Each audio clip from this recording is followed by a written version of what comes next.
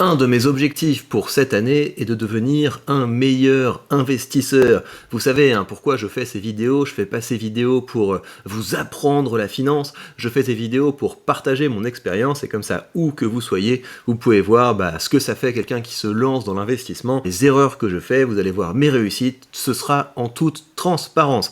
Et suite à la discussion que j'ai eue avec Félix, vous allez voir le dernier live qu'on a fait ensemble, eh bien il a attiré mon attention sur un critère important dans la sélection des actions que je ne prenais pas en compte et j'ai donc décidé à partir de maintenant de prendre aussi en compte ce critère dans mes investissements. Et pour que ce soit utile pour vous, je vais vous présenter les 5 critères que je prends jusqu'à présent en compte quand je choisis mes entreprises et ensuite je vais vous présenter le 6e critère que je vais maintenant prendre en compte dans ma réflexion. Alors pour que ce soit bien illustré, on va regarder les 5 critères dont je vous parle et le nouveau critère en comparant 2 actions. C'est un peu le grand écart, mais comme ça montre 2 réalités très différentes. On va avoir d'un côté Microsoft et de l'autre côté on va avoir Carrefour. Alors le premier critère que je regarde quand je sélectionne des actions, c'est le chiffre d'affaires. Et c'est donc évidemment rassurant quand on a un chiffre d'affaires qui est croissant. Voilà, on a envie de voir le chiffre d'affaires qui grandit année après année. Et donc là on voit chez Microsoft, on a un chiffre d'affaires qui grandit de façon très sympathique.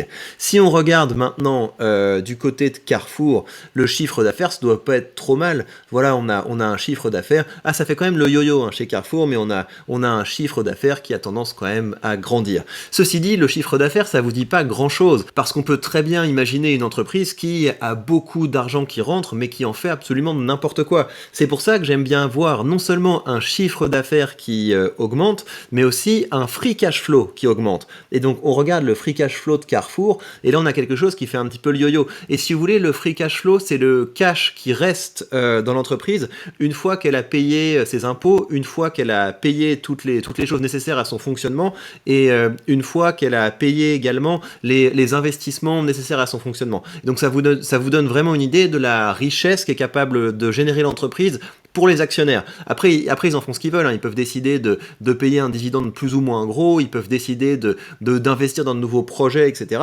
Mais voilà, ça vous donne quand même une idée de la capacité d'entreprise à créer la richesse. Et donc, on voit que chez Carrefour, c'est un indicateur qui fait un petit peu le yo-yo. Et si je me trompe pas, normalement, avec Microsoft, on a un free cash flow qui va quand même bien dans la bonne direction. Voilà, on a un free cash flow chez Microsoft qui augmente beaucoup. Et si vous voulez, j'aime bien combiner chiffre d'affaires et free cash flow, parce que vous pouvez imaginer une entreprise qui fait un petit peu d'ingénierie, ou en tout cas qui optimise son fonctionnement interne, etc., pour générer de plus en plus de free cash flow, mais qui d'un autre côté donne l'impression qu'elle perd des parts de marché parce que le chiffre d'affaires n'augmente pas. Donc c'est pour ça que j'aime bien combiner les 2 critères, si vous voulez. Le chiffre d'affaires, ça vous donne vraiment une idée de est-ce que l'entreprise grandit, et le free cash flow, ça vous montre si la croissance de l'entreprise est bien mise au service de la richesse. Donc vous voyez, ça c'est des critères qui sont que n'importe qui peut prendre en compte, quelle que soit sa stratégie. Mais moi, vu que j'ai une stratégie à dividende, ce que je vais regarder ensuite, c'est le payout ratio d'une entreprise. Et donc le payout ratio, c'est quoi? C'est le rapport entre le bénéfice net par action qu'une entreprise est capable de créer et la quantité du dividende qu'elle verse. Et donc vous voyez, avec Microsoft, c'est exactement ce que j'aime. On a un bénéfice net par action qui augmente de façon régulière et on a également un dividende qui augmente de façon régulière. Donc c'est vraiment ça que j'ai envie de voir. Et dans le même temps, vous voyez que le dividende ne pèse pas plus sur les finances. On a un payout ratio qui est aux alentours de 26%. Donc c'est très peu. Dans mon portefeuille, j'essaie de... Enfin, ça dépend vraiment des entreprises, mais si vous voulez, les entreprises bien matures que j'ai en portefeuille, j'ai envie d'avoir un payout ratio qui est aux alentours de 50, voilà. Et puis quand j'ai des entreprises qui sont vraiment de rendement, notamment les foncières immobilières, etc., ça ne me choque pas d'avoir des payout ratios qui sont plus élevés. Mais donc il faut comprendre que si vous avez un payout ratio qui est supérieur à 100%,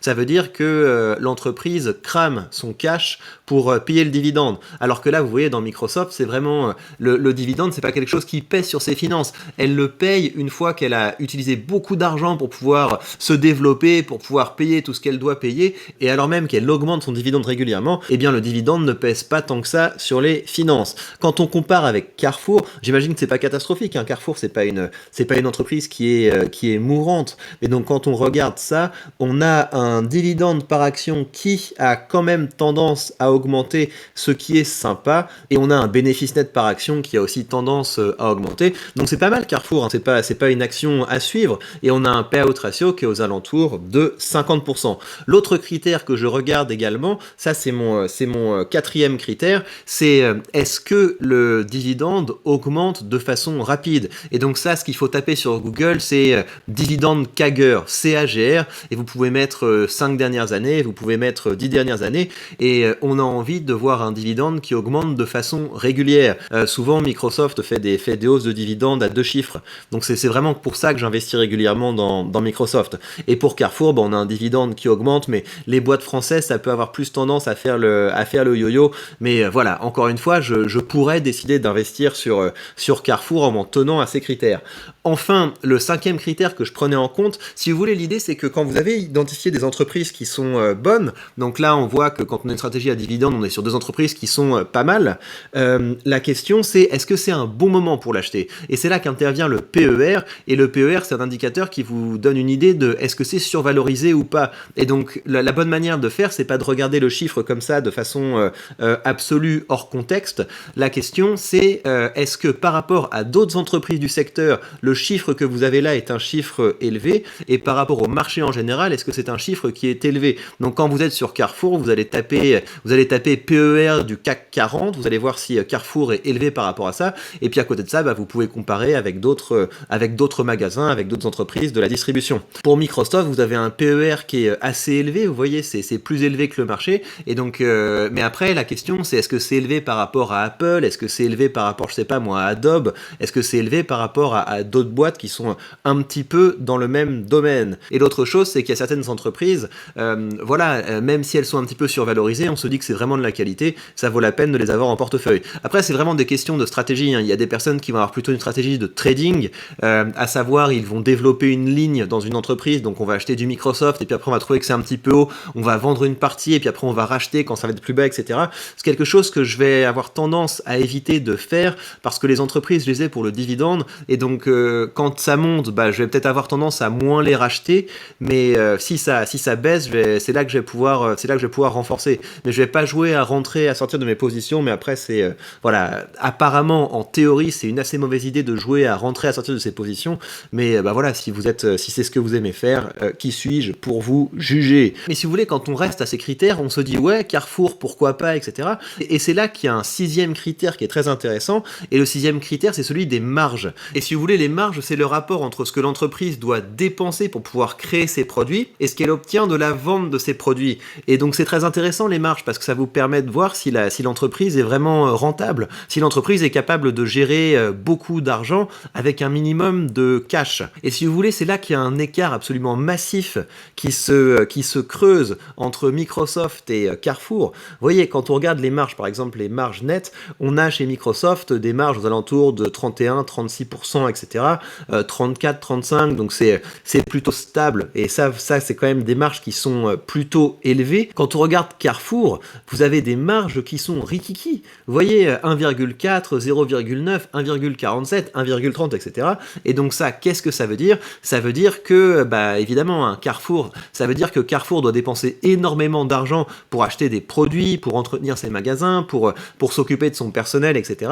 Donc elle doit dépenser énormément d'argent pour pouvoir générer de l'argent. Ça veut dire que l'entreprise aura du mal à investir pour pouvoir se développer, pour pouvoir aller chercher de la croissance supplémentaire. Et donc c'est pour ça que le critère des marges est pour moi maintenant important, et je vais toujours jeter un œil dessus quand je ferai de nouveaux investissements. Et bien voilà, pour les 5 plus 6 critères que je prends en compte quand je choisis mes actions, dites-moi dans les commentaires si, selon vous, il y a un critère qui est absolument fondamental que je devrais aussi prendre en compte, et progressivement, je vais commencer à les intégrer et partager mes réflexions avec vous pour qu'on devienne tous de meilleurs investisseurs.